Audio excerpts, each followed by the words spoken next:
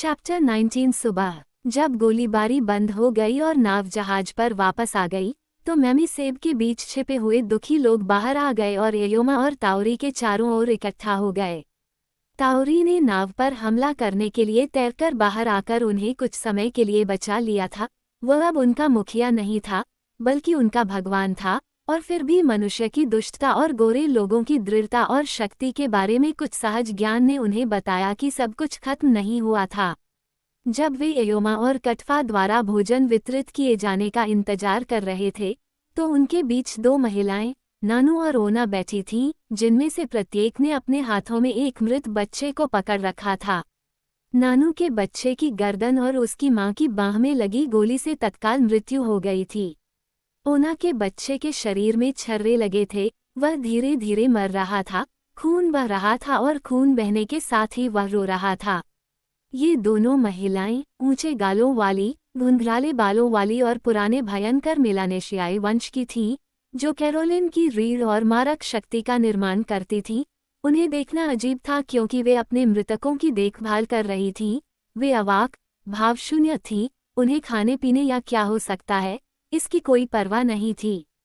बाकी लोग दिन भर की घटनाओं से इतने स्तब्ध थे कि वे अपने लिए भोजन तैयार नहीं कर सकते थे, फिर भी उन्हें जो भी दिया जाता था वे उसे चाव से खाते थे। फिर जब अंधेरा हो जाता था तो वे सोने के लिए झाड़ियों में वापस चले जाते थे, जबकि डिक एयोमा की देखभाल के लिए काटाफा को छोड़कर पेड़ों से दूर चला गया और अंधेरे की आड़ में समुद्र तट के किनारे शवों के पास से गुजरा, जिसके ऊपर पक्षी अभी भी काम कर रहे थे, जब तक कि वह स्कूना के बराबर नहीं पहुंच गया। देख पर कोई रोशनी नहीं दिखी, जीवन का कोई संकेत नहीं दिखा, सिवाय केबिन के पोर्टहोल्स में दो छोटी धुंधली सुनहरी डिस्क के। मौसम से घिसे हुए मूंगे के टुकड़े पर बैठकर वह उसे देखता रहा। आगे फोकल हेड के करीब उसने अब दो आकृतियां देखीं, लेमुआन और कनोआ। वे एक साथ आए, फिर वे गायब हो गए। देख अब सुनसान लग रहा था, लेकिन वह देखता रहा। उसके दिमाग में पहले से ही रंटन की योजना का स्पष्ट रूप से पूर्वानुमान था।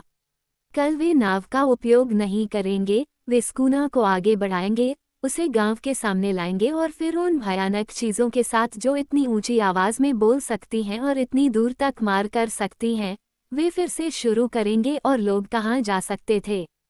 40 मील की चट्टान कोई सुरक्षा नहीं होगी। पेड़ों और पुराका पैच से दूर लोग भूखे मर जाएंगे, उनके पास पानी नहीं होगा।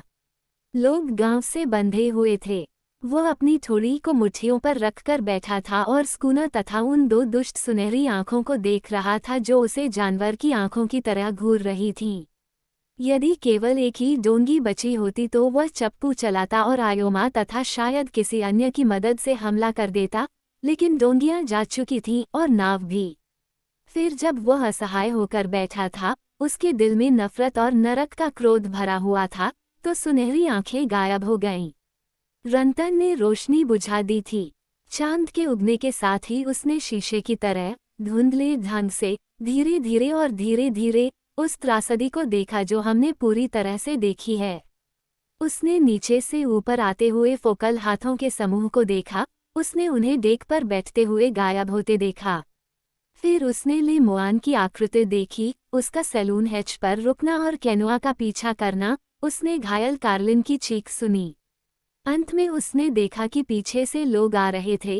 कार्लिन के शरीर को डेक पर घसीटा जा रहा था और उसे चांदनी और फॉस्फोरस के झाग में फेंक दिया गया था, तथा कुछ सफ़ेद चीज को कंधे तक उठाकर गैली के आगे ले जाया जा रहा था, जहां उसे डेक पर रख दिया गया था।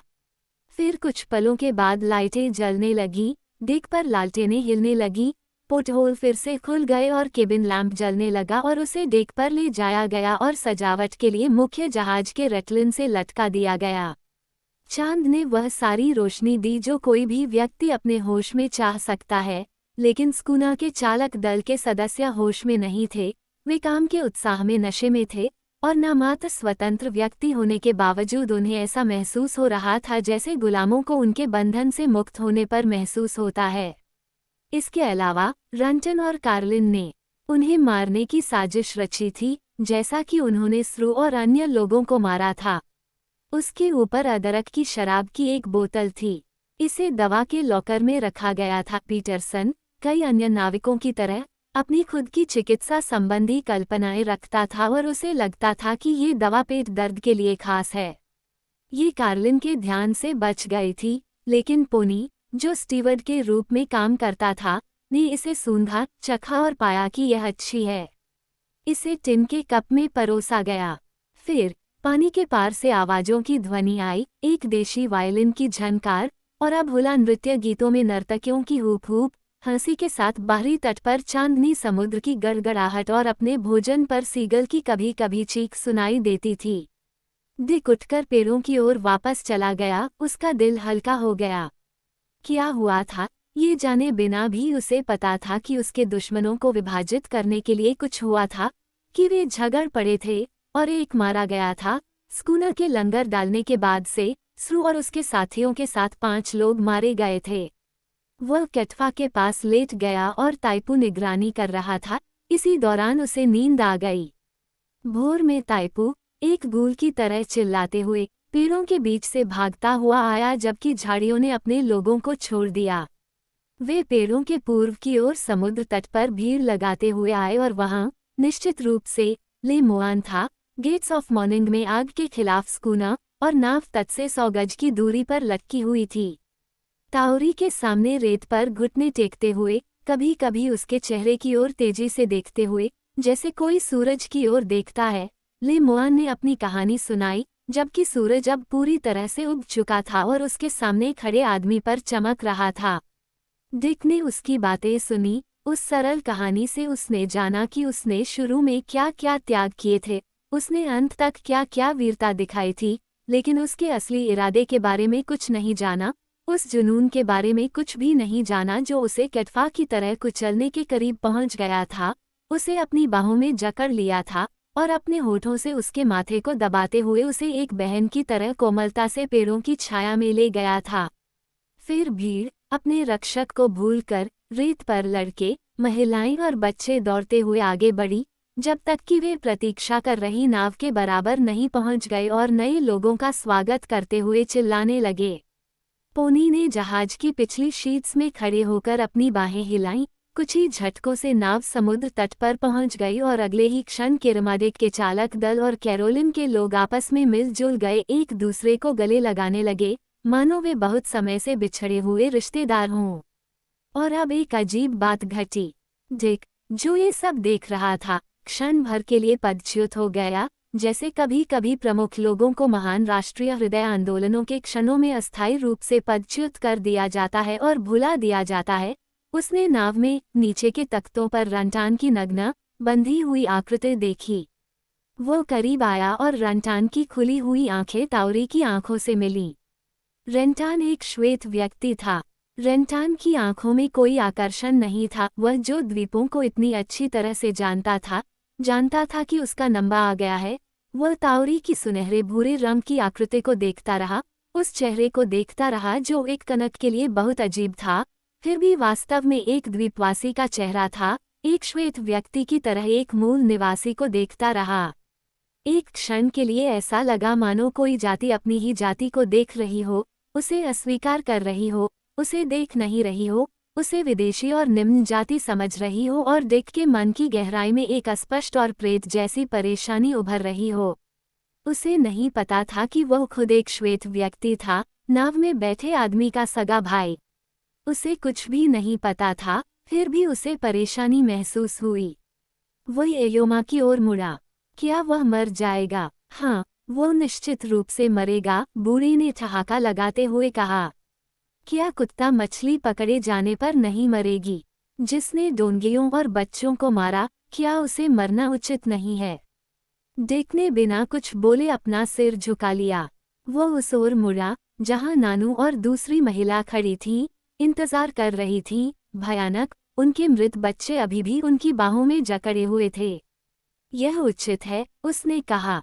इसका ध्यान रखना, एयोमा, और नाव की ओर एक और नजर डाले बिना वह दूर चला गया, टूटी हुई डोंगियों के पीछे से, आधी चुनी हुई हड्डियों के पीछे से, सूरज की रोशनी में, पेड़ों की ओर। एयोमा, जो अब स्वयं नहीं रह गया था, बल्कि कुछ अधिक दुष्ट बन गया था, वह छोटी छोटी चिड़ियों जैसी आवाजें निकालता हुआ अपने सूखे हाथों को आपस में रगड़ता हुआ, अपनी जांघों को सहलाता हुआ नाव की ओर आया। ज्वार अभी पूरी तरह से उतार पर था। वह पुराना किनारा जहां नानावा के शिकारों को शार्क के खाने के लिए रखा जाता था, खुला हुआ था और अब केवल शिकार का इंतजार कर रहा था। ये गांव और रीफ ब्रेक के बीच में था और पुराने समय में कोई भी व्यक्ति इसके चारों ओर घूमने वाले टाइगर शार्क के पंखों से जान सकता था कि कब किसी को मौत के घाट उतार दिया जाएगा। आज सुबह कोई शार्क दिखाई नहीं दी। रेंटान का दुर्भाग्य और भी बुरा होने वाला था। जब नाव के पास खड़े अयोमा ने लोगों से बदला लेने का आह्वान किया, तो नानू नामक महिला, जो अभी भी अपने मृत बच्चे को गोद में लिए थी, उसके पास आए और उसके पीछे ओना भी आए। नानू ने कहा, वह हमारा है। अयोमा एक क्रूर बूढ़े कुत्ते की तरह उस पर झपटा। वह उसे भीड़ में पीछे धकेलने ही वाला था कि ओना एक कदम आगे बढ़ गई। वह हमारा है, ओना ने कहा, नाव में पड़े हुए उस रूप को देखते हुए जैसे कि वह कोई पार्सल हो जिसे वह अपना दावा कर रही हो, जबकि जंगल में पहुंची भीड़ लगभग एक स्वर में बोलते हुए बीच में आ गई। वह उनका है, उसने उनके बच्चों को मार डाला है, उन्हें उसे अपना बच्चा बना लेने दो। ऐसा ही हो, एओमा ने कहा। वह भावनाओं के मामले में भीड़ का विरोध करने के लिए बहुत कूटनीतिज्ञ थी और यह जानने के लिए उत्सुक थी कि महिलाएं बदला लेने का कौन सा खूनी तरीका अपनाएंगी। ऐसा ही हो, और अब तुम उसके साथ क्या करोगी? नानू ने कहा, हम उसे अपने साथ दक्षिणी समुद्र तट पर ले जाएंगे। हम उसके साथ अकेले रहेंगे, ओना ने कहा, अपने मृत बच्चे को अपने दाहिने हाथ से बाएं हाथ में ले जाते हुए जैसे कोई पार्सल ले जाता है। लेकिन तुम उसे कैसे ले जाओगे? बूढ़े आदमी ने पूछा। डोंगी में, नानू ने कहा। तो फिर जाओ और इसे बनाओ, डोंगी बनाने वाले ने कहा। यह क्या मूर्खता है, क्योंकि तुम अच्छी तरह जानते हो कि डोंगियां टूटी हुई हैं। एयोमा, नानू ने कहा, एक छोटी सी डोंगी है जो अभी भी पूरी है। वह दूर के डोंगी घर में पड़ी है, इतनी दूर कि उसे भुला दिया गया है। यह मेरे आदमी की थी, मेरे बच्चे के पिता की, जो दूसरों के साथ गया था लेकिन वापस नहीं लौटा।